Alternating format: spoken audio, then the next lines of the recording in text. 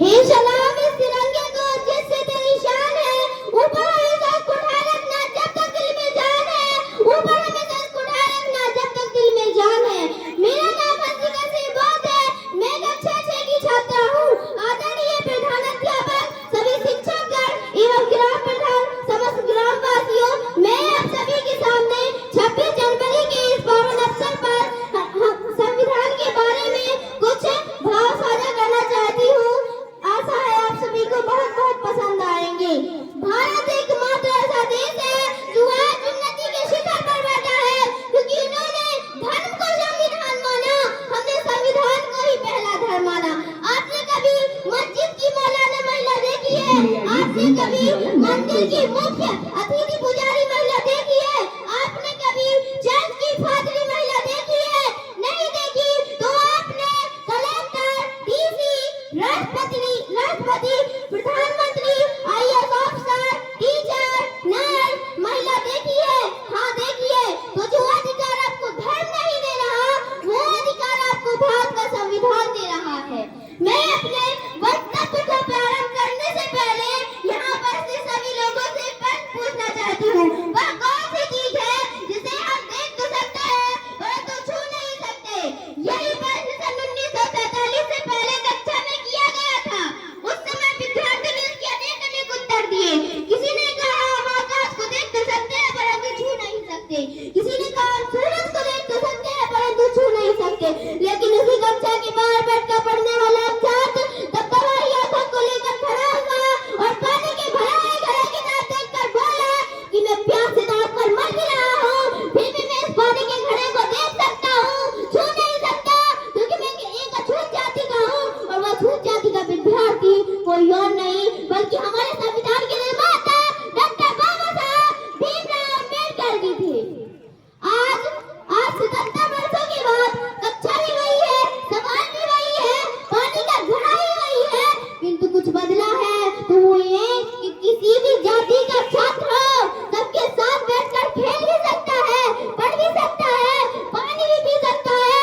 उतना ही नहीं, इस संवाद पथ पर बैठकर आदिवासी महिला राष्ट्रपति के रूप में इस प्रगति का मार्ग गुजर कर सकता है।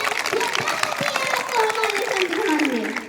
जब बात अधिकारों की आई है तो संविधान ने हमारी रक्षा की है। फिर वो आईपीसी की धारा 377 से जूझ रही पहले के समाज के लोग हों या श्रीकांत भोला जैसे दिव्यांगजनों के लिए शिक्षा के अधिकार हो या महिलाओं के लिए दहेज प्रथा का बोझ हो, संविधान ने हमेशा से हमारी रक्षा कर हमें सूत्र में बांधने का काम किया है। महोदय, भारत की लोकतंत्र की यात्रा बहुत लंबी रही है।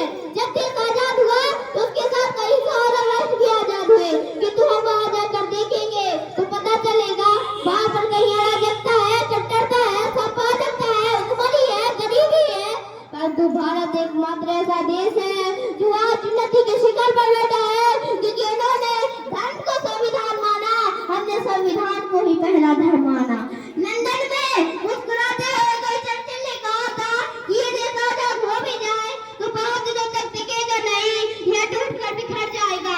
मुझे लगता है नरक में चर्चिल की आत्मा देख रही होगी तो सोच रही होगी क्या से क्या हो गया ये देखते ही देखते, क्योंकि आज का ये वही भारत है निष्ठापन के क्षेत्र में दूसरे स्थान पर है।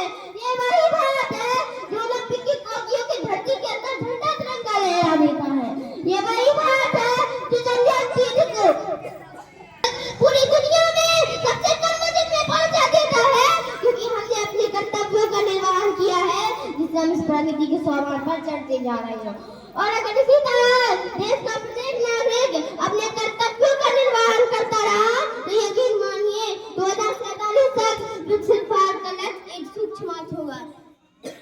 वर्तमान का गूगल हो, माइक्रोसॉफ्ट या पेप्सी को, इन सबको भी हमने दिए हैं अपने भारत के सीईओ। अपनी पूरी दुनिया में सबसे ज्यादा डॉक्टर्स हमारे हैं, खेल जगत में चमकने वाले ये भारत के सितारे हैं। अपने प्रयास के बल पे दुनिया को सदा बदलाएंगे। विश्वगुरु हम कल थे और आज भी है और सदा कहलाएंगे। जय हिंद, जय भारत, धन्यवाद। तालियां बजती रहना चाहिए, तालियां बजती रहना चाहिए। तालियां बत्ती नहीं थी, जोरदार तालियां हमारे अंधकार के लिए।